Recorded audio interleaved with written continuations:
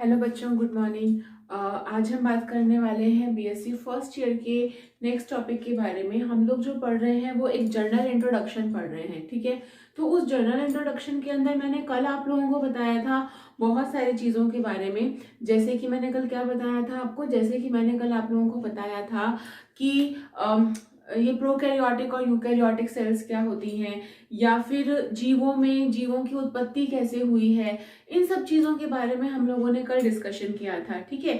तो आज हम लोग क्या डिस्कस करने वाले हैं, तो आज का हमारा टॉपिक क्या है, मैंने कल आप लोगों को बताई थी कि ओवरऑल 4 ब्रांचेस के अंदर हमने डिवाइड कर रखा है। जो भी चीजें हैं सेल के अंदर, सेल बायोलॉजी के अंदर, या ओवरऑल इसके अंदर कोशिका के बारे में जब भी हम पढ़ते हैं या कोशिका विज्ञान के बारे में हम पढ़ते हैं, तो इसको हमने एक ब्रीफ मतलब इसको अगर मैं बहुत छोटे रूप में बांटूं तो मैंने 4 भागों में इसको डिवाइड किया हुआ है। मेरा मतलब कि अगर हम बात करें कि आपकी बुक में इसको हमने 4 भागों में डिवाइड किया हुआ है। फर्स्ट ऑफ ऑल कोशिका विज्ञान, जहां पे हम सेल के बारे में पढ़ते हैं। आनुवांशिकी, जहां पे हम जीन के बारे में पढ़ते हैं। तीसरा आता है रसायन विज्ञान, यानी कि बायोकेमिस्ट्री। बायोकेमिस्ट्री का मतलब होता है बच्चों की जहां पे हम बायोलॉजी के साथ में केमिस्ट्री पढ़ते हैं। फॉर एग्जाम्पल, जैसे कि अगर आप लोगों ने ये सुना हो कि हाँ भाई श्वसन होता है। श्वसन क्या होता है? श्वसन के अंदर भाई एक छोटी सी चीज होती है कि हम लोग ऑक्सीजन लेते हैं और कार्बन डाइऑक्साइड छोड़ते हैं, इतना ही होता है? नहीं, इसके अंदर भी बहुत सारी चीजें हो रही हैं। आप लोगों ने पढ़ा होगा ये चीज कि हम लोग जब श्वसन करते हैं तो श्वसन के अंदर हम लोगों ने ऑक्सीजन ली है, और जब हम खाना खाते हैं तो हमारी बॉडी को क्या मिलता है बेटा? ग्लूकोज मिलता है। तो यहाँ पे क्या होता है कि ग्लूकोज को ऑक्सीजन की प्रेजेंस के अंदर यूज किया जाता है और क्या बनाए जाते हैं? एटीपी। तो यहाँ पे ग्लाइकोलाइसिस और क्रेब्स साइकिल होते हैं, बहुत सारा अणु बनता है और बहुत सारे अणु टूटते हैं। तो बेटा ये पूरा का पूरा एक मैकेनिज्म है जहां पे बहुत सारे मॉलिक्यूल्स बन रहे हैं और बहुत सारे अणु जो है वो टूट रहे हैं, मॉलिक्यूल्स टूट रहे हैं। तो यहाँ पे क्या चीज बन रही है, तो उसको हम केमिस्ट्री के एंगल से देखते हैं, तो उसी चीज को हमने क्या बोला? रसायन विज्ञान बोला। नेक्स्ट आता है कोशिका अनुवांशिकी, यानी कि साइटोजेनेटिक्स। साइटोजेनेटिक्स के बारे में हम लोग डिस्कस करते हैं कि किस तरह से जेनेटिक्स चलती है, या एक कोशिका से जब दूसरी कोशिका बनती है तो किस तरह से कोशिका की जितनी भी अंगक हैं या उसके ऑर्गेनल्स हैं किस तरह से दूसरी सेल में जा रहे हैं, किस तरह से डिवीजन हो रहा है, या न्यूक्लियस एज इट इज कैसे चला जाता है। तो ये सब चीजों के बारे में हम इस फर्स्ट चैप्टर में डिस्कस करेंगे। तो आज हम 2 चीजों के बारे में डिस्कस करने वाले हैं। तो जो फर्स्ट है हमारा वो तो है कोशिका विज्ञान और आनुवांशिकी, ठीक है। तो अभी हम लोग बात करते हैं किसके बारे में? कोशिका विज्ञान के बारे में। बेटा मैंने आप लोगों को कल बताई थी एक चीज कि कोशिका विज्ञान यानी कि कोशिका का विज्ञान, जहां पे हम बात कर रहे हैं कि कोशिका का उद्भव कैसे हुआ, ये हम लोग कल डिस्कस कर चुके हैं। जाते जाते मैंने आप लोगों को एक चीज बताई थी, एक छोटा सा मैं आप लोगों को इसका इतिहास बता देती हूँ। जैसे जैसे माइक्रोस्कोप डेवलप होते गए, यानी कि सूक्ष्मदर्शी डेवलप होते गए, वैसे वैसे कोशिका का विज्ञान भी क्या होता गया? बढ़ता गया, ठीक है। इसका मतलब क्या हुआ? इस चीज को ऐसे समझ लो कि जिस तरह से भाई, अगर एक बात बताओ, जिस चीज को हम देखेंगे नहीं तो हमें कैसे पता चलेगा कि वो चीज कैसी है? Isn't it? बहुत सिंपल सी चीज है ये तो जैसे जैसे अगर हम बात करें कोशिका के बारे में, हमें पता कैसे चलता गया? कोशिका के बारे में हमें ऐसे पता चलता गया कि जैसे जैसे माइक्रोस्कोप यानी कि सूक्ष्मदर्शी का आविष्कार होता गया, वैसे वैसे कोशिका के बारे में हमको और नॉलेज मिलती गई। जैसे कि अगर मैं ये बात करूं कि सबसे पहले एक वैज्ञानिक थे जिनका नाम था रॉबर्ट हुक। क्या नाम था इनका? रॉबर्ट हुक नाम था। तो जो ये रॉबर्ट हुक नाम के जो ये वैज्ञानिक थे, इन्होंने क्या किया कि सिर्फ अनुमान लगाया है और प्रयोग किया है ना। अब इन्होंने क्या किया कि भाई जो लेंसेज थे, ठीक है, लेंसेज आप लोग जानते हैं कॉन्वेक्स और कॉनकेव, यानी कि उत्तल और अवतल लेंसेज होते हैं। तो इन्होंने क्या किया, एक छोटा सा काम किया, कॉन्वेक्स और कॉनकेव लेंस के अकॉर्डिंगली, समझ रहे हो, कॉनकेव और कॉन्वेक्स लेंस के अकॉर्डिंगली इन्होंने 2 काम किए। इन्होंने देखा, इन्होंने क्या किया कि भाई सामने पेड़ था, उसकी छाल को खुरेदा, है ना, जो कॉर्क सेल्स होती हैं, कॉर्क कोशिकाएं जो होती हैं, उनको अपने माइक्रोस्कोप में ऐसे ही छोटे से माइक्रोस्कोप में देखने की कोशिश करी और उनको ना इस तरह की वहां पे इन्हों क्या मिले, इस तरह की यहाँ पे एक खाली चैम्बर मिले, है ना। और इस चैम्बर को उन्होंने क्या नाम दिया, सेल्यूला। इस चैम्बर को उन्होंने क्या नाम दिया, सेल्यूला, जिसको बाद में जाके नाम दिया गया सेल। इसका मतलब होता है खाली चैम्बर यानी कि हॉलो चैम्बर। इसका मतलब क्या होता है, खाली यानी कि हॉलो चैम्बर। ठीक है, तो जो ये सेल्यूला, इसी सेल का नाम आगे जाके क्या रखा गया, कोशिका। तो बच्चों एक बात ध्यान रखना कि जब भी कोई अगर आपसे ये पूछे कि कोशिका की खोज किसने करी थी, तो आप क्या बताओगे, रॉबर्ट हुक ने करी थी। लेकिन उन्होंने जो खोज की थी वो किसमें की थी, वो की थी बेटा मृत कोशिकाओं में। किसमें की थी, मृत कोशिका यानी कि डेड सेल्स के अंदर। आई रिपीट, इन्होंने जो खोज की थी कोशिकाओं की वो किसमें की थी, डेड सेल्स के अंदर की थी, यानी कि कोशिकाएं कैसी थी, मरी हुई थी, यानी कि जिंदा नहीं थी। तुम लोगों को एक चीज पता ही होगी कि जो पौधे का तना वाला भाग जो होता है वहां पे कोशिकाएं जो होती हैं बेटा वो डेड होती हैं, मरी हुई होती हैं। ठीक है, और जो ग्रीन पार्ट होता है या फ्लावर्स हो गए या फ्रूट हो गए वो सब लिविंग पार्ट होते हैं। तो इन्होंने कहा बताया था हमें कि हाँ भाई कोशिका होती है, इसीलिए कोशिका की खोज करने का श्रेय इनको जाता है। इसके बाद एक और वैज्ञानिक थे एंटोनी वॉन ल्यूवेनहॉक। इन्होंने कहा कि भाई जितने भी जानवर होते हैं या जीव जो होते हैं वो सब किसके मिलके बने हुए होते हैं, वो सब बने हुए होते हैं, वो सब भी कोशिका के मिलके बने हुए होते हैं। तो यहाँ पे जीवित कोशिका की खोज का श्रेय वो किसको जाता है, ल्यूवेनहॉक को। ठीक है, किसको जाता है, ल्यूवेनहॉक को जाता है। ठीक है, तो ल्यूवेनहॉक ने कहा कि भाई कोशिकाएं जो हैं वो कैसी होती हैं, जीवित होती हैं। आई रिपीट, कोशिकाएं कैसी होती हैं, यहाँ पे हम क्या बताएंगे कि कोशिकाएं कैसी होती हैं, जीवित होती हैं। और ये किसने बताया था, ये बताया था एंटोनी वॉन ल्यूवेनहॉक ने। उसके बाद एक और वैज्ञानिक आए थे रॉबर्ट ब्राउन नाम के, जिन्होंने ये कहा था, रॉबर्ट ब्राउन नाम के वैज्ञानिक ने, उन्होंने एक चीज कही थी कि कोशिका के अंदर क्या होता है, एक केंद्रक होता है जहां पे आनुवंशिक पदार्थ उपस्थित होते हैं। तो यहाँ पे केंद्रक है, इसके बारे में किसने बताया, इसके बारे में बताया रॉबर्ट हुक ने बताया। फिर इसके बाद एक और आए थे वैज्ञानिक जिनको हमने नाम दिया डुजार्डिन, है ना। तो डुजार्डिन ने ये कहा कि एक जो अमीबा होता है, अमीबा किसमें आता है, प्रोटोजोआ के अंदर आता है। तो अमीबा जो होता है, अमीबा के अंदर एक चीज होती है, लिक्विड या चिपचिपी सी एक चीज होती है जिसको उन्होंने नाम दिया, सार्कोड नाम दिया। ठीक है, बाद में पुरकिंजे ने इसे क्या नाम दिया, पुरकिंजे ने इसको नाम दिया प्रोटोप्लाज्म नाम दिया। तो आप लोगों को ये जान के क्या कहते हैं, पता होगा आप लोगों को ये चीज कि जो पुरकिंजे थे, चलो एक बार मैं फिर से बोल देती हूँ, रॉबर्ट हुक ने जो खोज करी थी वो करी थी केंद्र की। ठीक है, उसके बाद जो आए, रॉबर्ट हुक ने केंद्र की नहीं, इन्होंने खोज की थी किसकी, कोशिका की।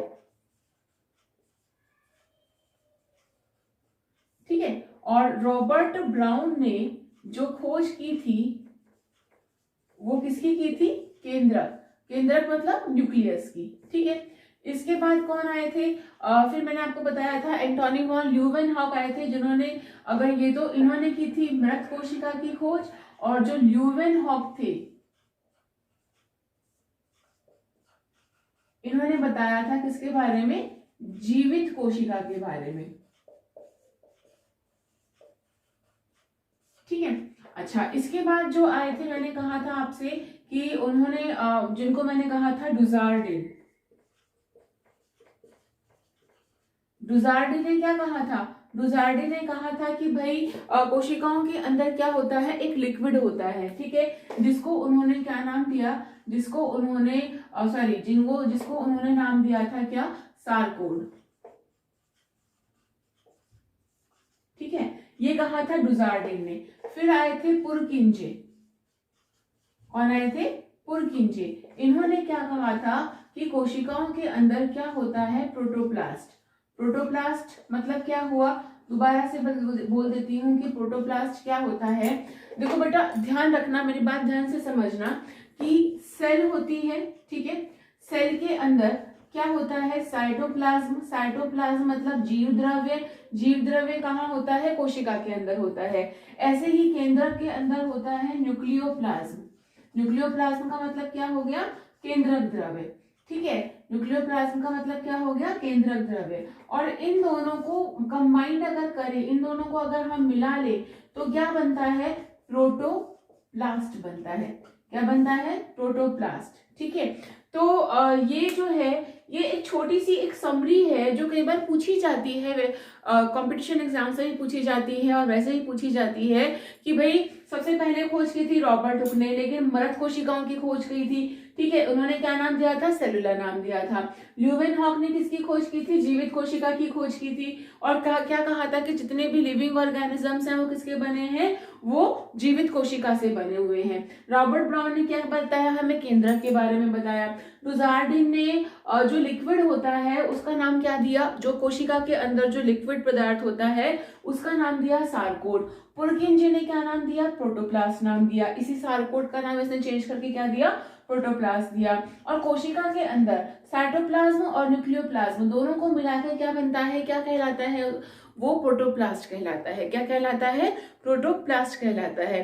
तो बेटा जो अगर हम बात करें यहाँ पे कि जो अगर हम ये जो केंद्रक की खोज जो की थी, जो अगर हम बात करें रॉबर्ट ब्राउन ने, तो ये एक पादप था जिसको हम ट्रेडिस्केंशिया बोलते हैं। क्या बोलते हैं? ट्रेडिस्केंशिया, जो कि एक ऑर्किड पादप था, उसके अंदर इन्होंने खोज की थी। किसकी? केंद्रक की खोज की थी। तो यहाँ पे ये सारी खोजें कैसी हुई? जब कुछ ने तो क्या लगाया? अनुमान लगाया। हमेशा बेटा देखो ध्यान रखना, साइंस में या तो अनुमान लगाया जाता है, थ्योरी दी जाती है, या फिर अगर हम बात करें हम एक प्रूफ के साथ बोलते हैं कि हाँ ऐसा है। समझ में आई बात? कि भाई बाद में जब इलेक्ट्रॉन माइक्रोस्कोप की खोज हुई तो हम लोग ये बोलने लगे थे कि हाँ भाई केंद्रक होता है। इलेक्ट्रॉन माइक्रोस्कोप के अंदर हमें पता चला कि हाँ भाई केंद्रक होता है। केंद्रक के साथ साथ राइबोसोम्स भी होते हैं, गोल्जी काय भी होते हैं। तब तो पिक्चर हमारे क्लियर थी एकदम। लेकिन इससे पहले जब हमारे पास कुछ भी नहीं था तो हम क्या कर सकते हैं? अनुमान ही लगा सकते हैं ना। अब अगर आपसे ये कहें कि भाई आकाश में क्या है, हम यही कहेंगे तारे हैं साहब, लेकिन वहां पे जीवन है या नहीं हम इसका सिर्फ अनुमान लगा सकते हैं, जब तक कि हमारे पास कोई विशेष यंत्र ना हो। समझ में आई बात? चलिए, तो इसको एक बार स्क्रीनशॉट ले लीजिए, फिर हम आगे चलते हैं।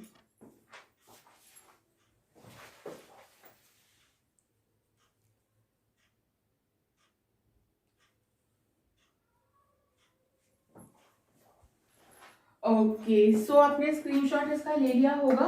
अब हम थोड़ा सा आगे और चलते हैं इसमें।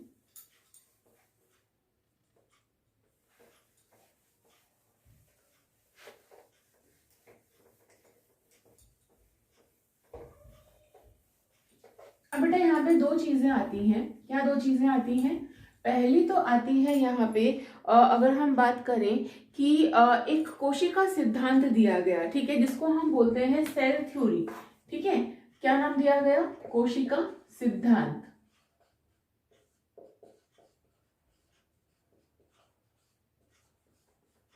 जिसको हम क्या बोलते हैं?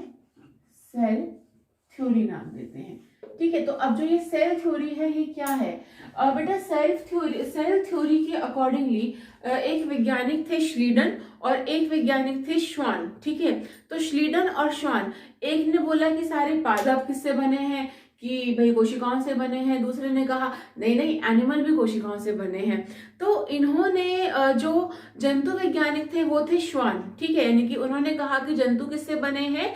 जंतु सारे बने हैं किससे बने हैं? कोशिकाओं से मिलकर बने हैं। लेकिन जो श्लीडन थे वो कौन से थे? वो थे वनस्पति विज्ञान के वैज्ञानिक थे, यानी कि बॉटनी के वैज्ञानिक थे। और उन्होंने कहा अरे रुको मेरी बात भी सुन लो, कि जितने भी पादप होते हैं वो भी किससे मिलके बने हुए हैं? कोशिकाओं से मिलके बने हैं। तो दोनों ने कंबाइंडली एक थ्योरी दी जिसको हम सेल थ्योरी यानी कि कोशिका सिद्धांत कहते हैं।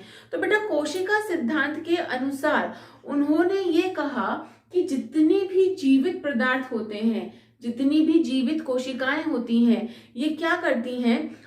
ये अगर हम बात करें कि अपने ये सारी कोशिकाएं एक्टिव होती हैं, ठीक है, मेटाबॉलिकली एक्टिव होती हैं, ठीक है, उपापचय क्रिया करती हैं, श्वसन भी करती हैं और ये बहुत सारे स्रावित पदार्थ बनाती हैं, ठीक है। तो ये सारी चीजें इन्होंने बताई कि भाई सेल थ्योरी के अंदर उन्होंने ये कहा कि भाई जितनी भी कोशिकाएं होती हैं, ये सारी कोशिका जो होती हैं ये एक जीवित कोशिकाएं होती हैं, है ना, और इनके साथ में कुछ ना कुछ आनुवांशिकी भी जुड़ी हुई होती है, ठीक है, यानी कि हर कोशिका के अंदर वो सेम पदार्थ होता है जो इसकी पूर्ववर्ती कोशिका के अंदर होती है। तो ये तो कहा था श्रीडन एंड श्वान ने। फिर इसके बाद एक और वैज्ञानिक आए थे जिनको हमने नाम दिया रुडोल्फ विर्चो।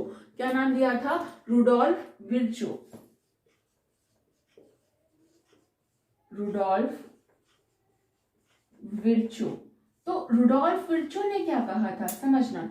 रुडोल्फ विर्चो ने ये कहा, मान लिया कोशिकाएं होती हैं, लेकिन उन्होंने साथ में थोड़ी सी चीज और ऐड करी, ओमिनी सेल्यूला ई सेल्यूला, ठीक है। उन्होंने, मैं कोई ऐसी अजीब सी लैंग्वेज नहीं बोल रही हूं, उन्होंने कहा, ये रुडोल्फ विर्चो ने कहा, ओमिनी सेल्यूला ई सेल्यूला, मतलब कि हर कोशिका अपनी पूर्ववर्ती कोशिका से बनी होती है, हर कोशिका एक्टिव होती है, मेटाबॉलिकली कैसी होती है, वो एक्टिव होती है, हर कोशिका क्या करती है, अपनी पूर्ववर्ती कोशिका से बनती है और उसमें वो पदार्थ आता है जो हर कोशिका के अंदर जाता है, जिसको हमने आगे जाके जीन कहा था, ठीक है।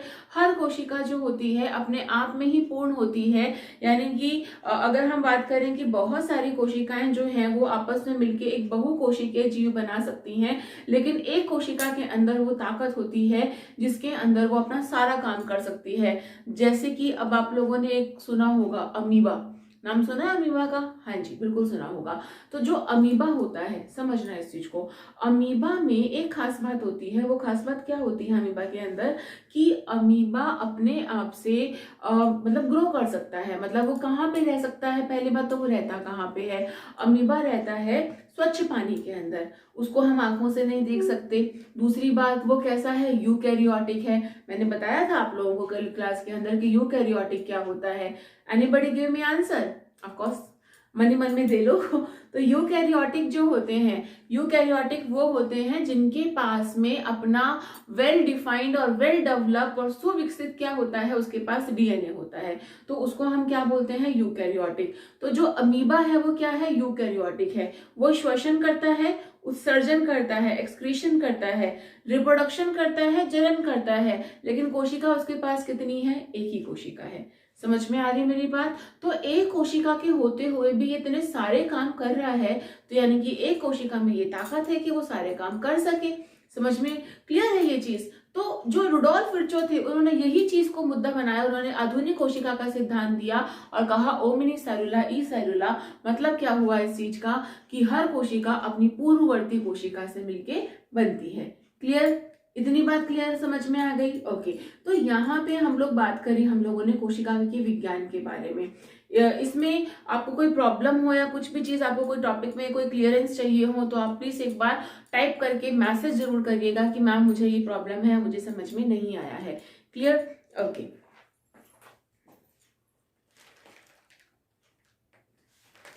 चलिए, तो अब हम आगे जो है वो हम बात करने वाले हैं आनुवंशिकी के बारे में, यानी कि हमारे नेक्स्ट टॉपिक के अंदर, यानी कि हमारे नेक्स्ट वीडियो के अंदर हम लोग डिस्कस करेंगे आनुवंशिकी के बारे में, और हम डिस्कस करेंगे father of the genetics Gregor Johan Mendel के बारे में। ठीक है, तब तक बहुत अच्छे से पढ़ाई करिए। Thank you so much for watching.